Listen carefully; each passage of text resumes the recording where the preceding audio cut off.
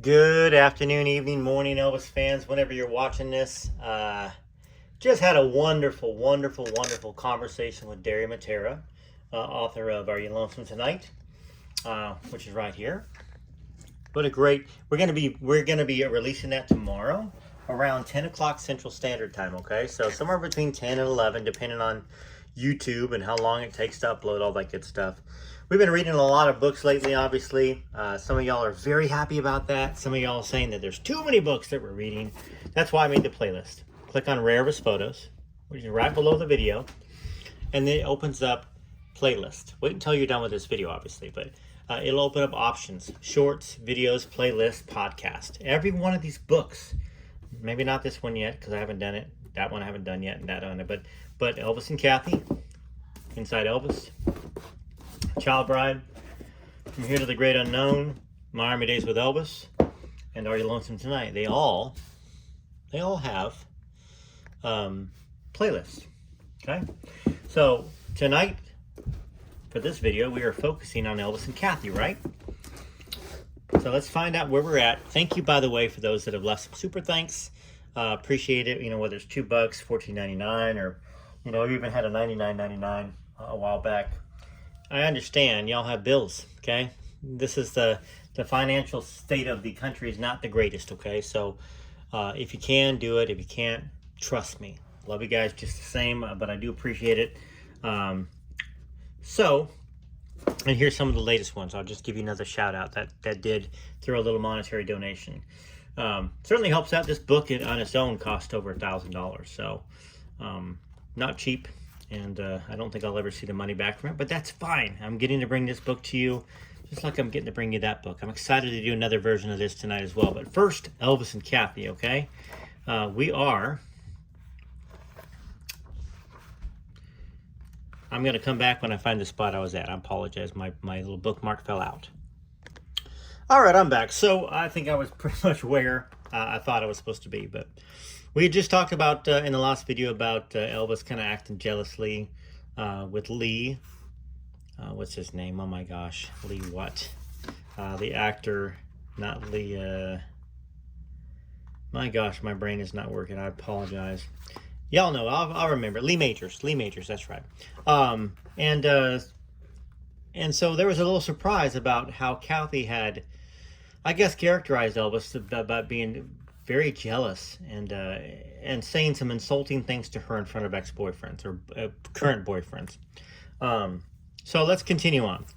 One of the complications in having been one of Elvis's lovers. Oh, by the way, please watch this to the end if you haven't done it all the way through the end. It helps the video be ranked up. And if you made it to the very end, shout it out in the comments, and I'm sure I will shout you out. All right, here we go. Sorry, this is really the start of it, and I need to slow my voice down. I'm excited about reading the book for y'all. Sometimes I get going too fast.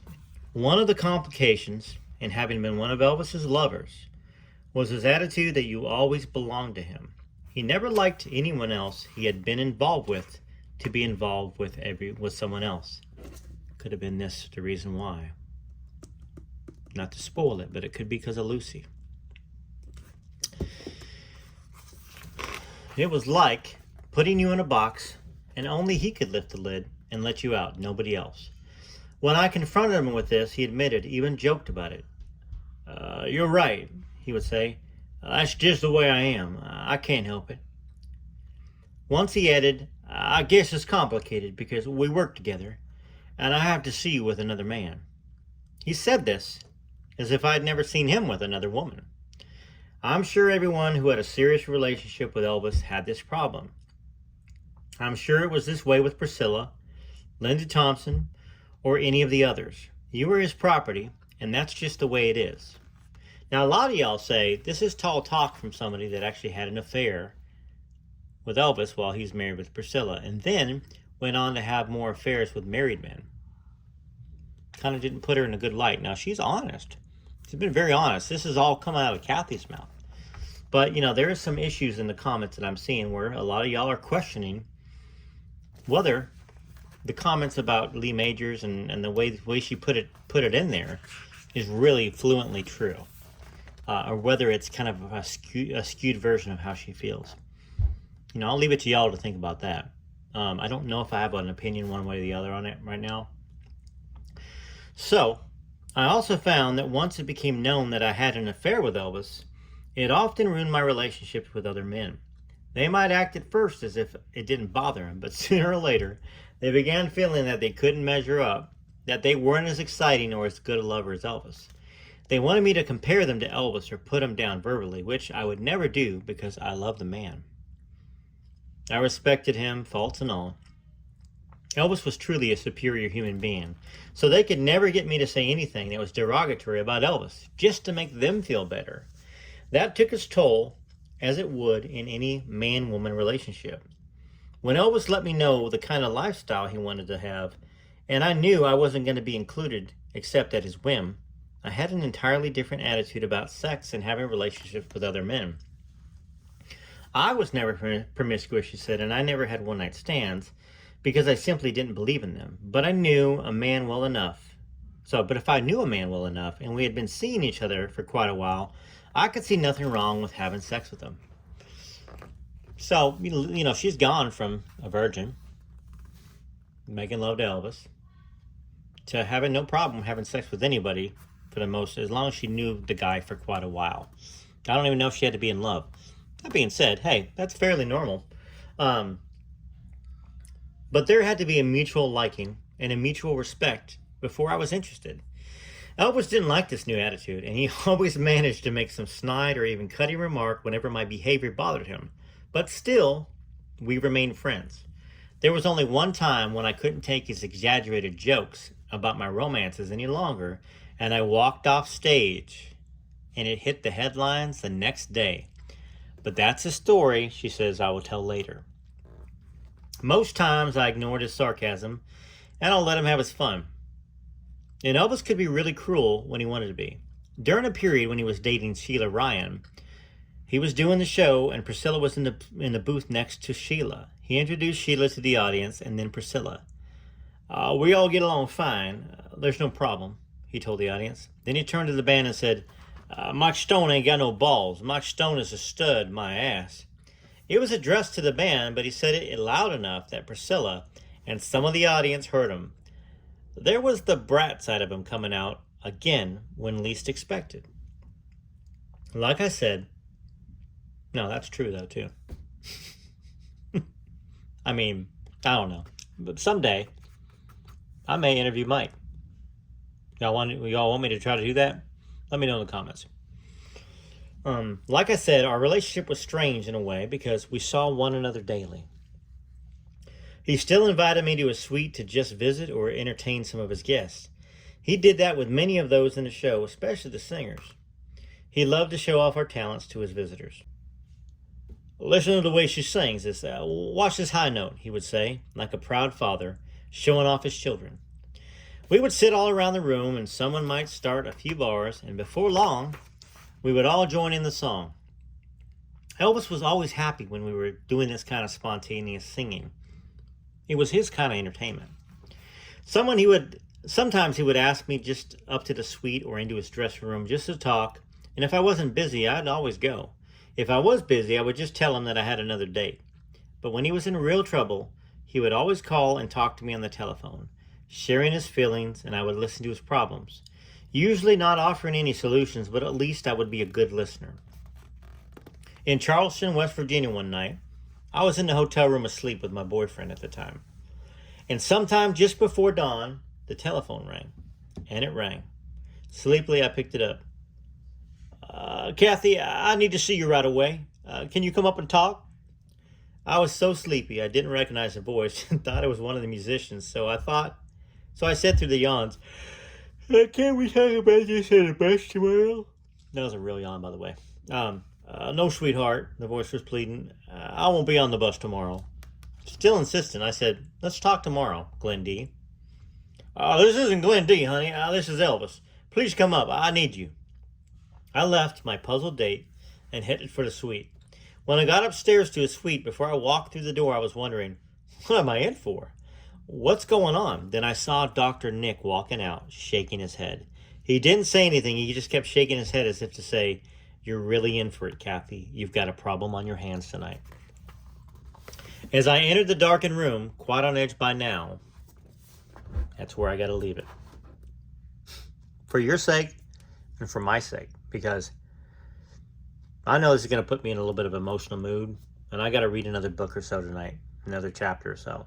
And I know we want Elvis and Kathy to last forever, this book. So let me know what you think about where we're at right now and what you think Kathy's walking into. Dr. Nick is walking out. Elvis really needed Kathy. And at this point in time, Kathy's dating somebody, not Glendy Harden, because we know she dated him, I think. But that's not who was in the room, or she wouldn't have thought that Elvis was Glendy Harden.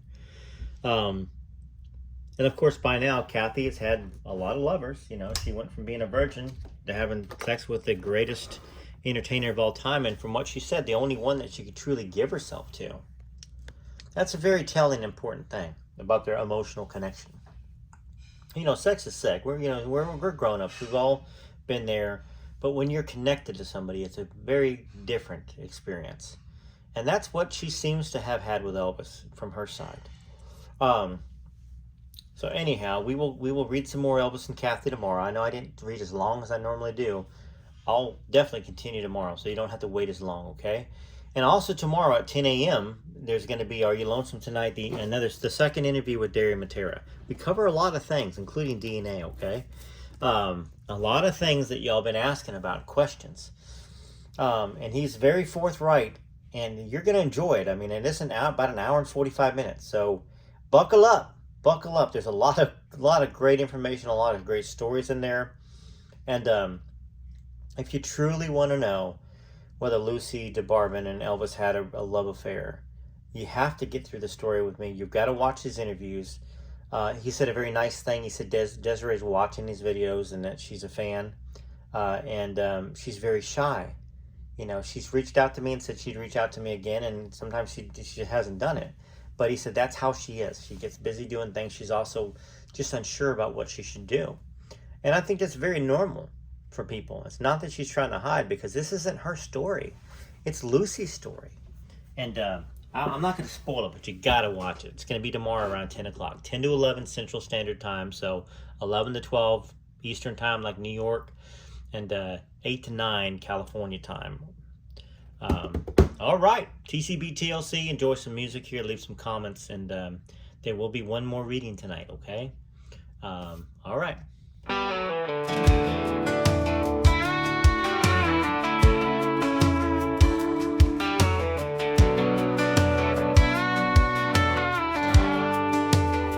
We don't let no one talk about the king. We defend his memory, let Elvis' freedom ring. No ex-wife of his gonna ruin the love we feel. For the boy from Tupelo, then straight to Bill. He changed the world with one move of his hips. He changed the world with one sneer from his lips. There would be no Beatles or Rolling Stones, Tupac Shakur, pop or rock and roll without him. The world is not as bright without him.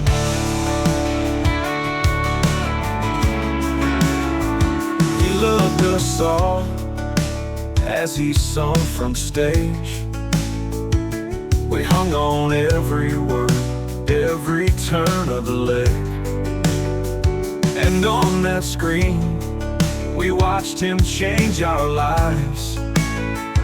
Every word he spoke left us all in awe and mesmerized. He changed the world with one move of his hips. He changed the world with one sneer from his lips. There would be no Beatles or Rolling Stones, Tupac Shakur, pop or rock and roll without him. The brightness of The world would be so dim without him. Without him, the world is not as bright without him.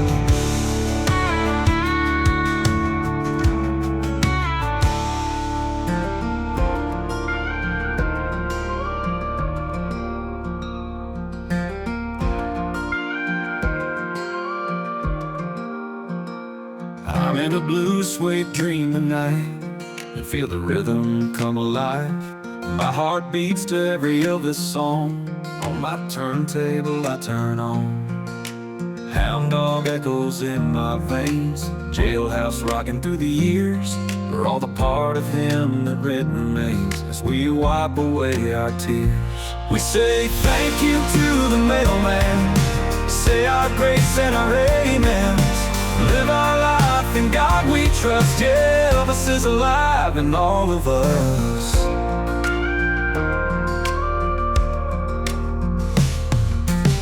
Feel the tremor in the night, guitar strings start to hum, and the stars up there so big and bright as Elvis starts to strum. We say thank you to the mailman, say our grace and our amens. Live our life in God we trust. Yeah, Elvis is alive in all of us.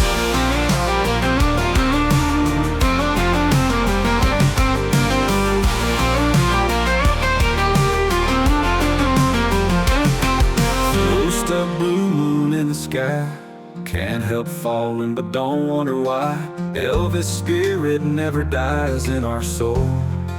For all our lives we say thank you to the mailman, say our grace and our amens. Live our life in God we trust. Yeah, Elvis is alive in all of us. Yeah, Elvis is alive in all of us.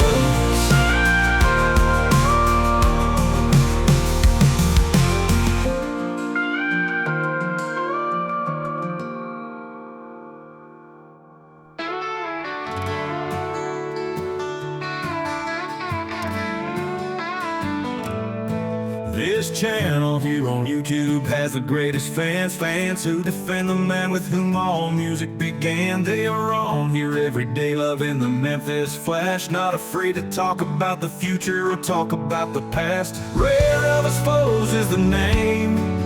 We're not afraid to hit that play. To protect his legacy from his ex-wife, we speak out for Elvis, for what is right. So we're gonna keep making those videos. That's what we do here at Rare Elvis Photos.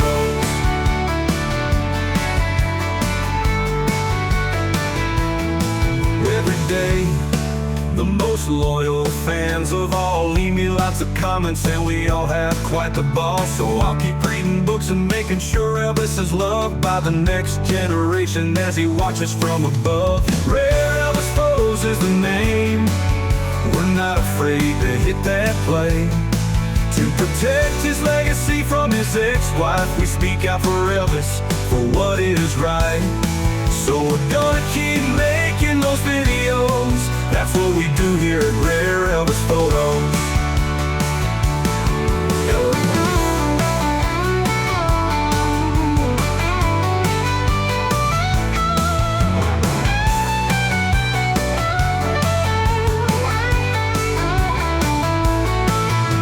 Loving all the haters, eat our greens and taters. Say yes sir and yes ma'am, keep standing right beside our man.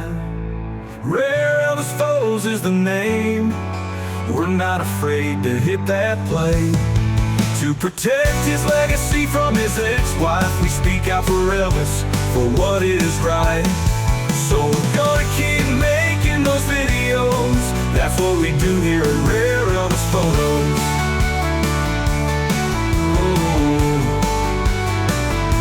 Rare Elvis Photos.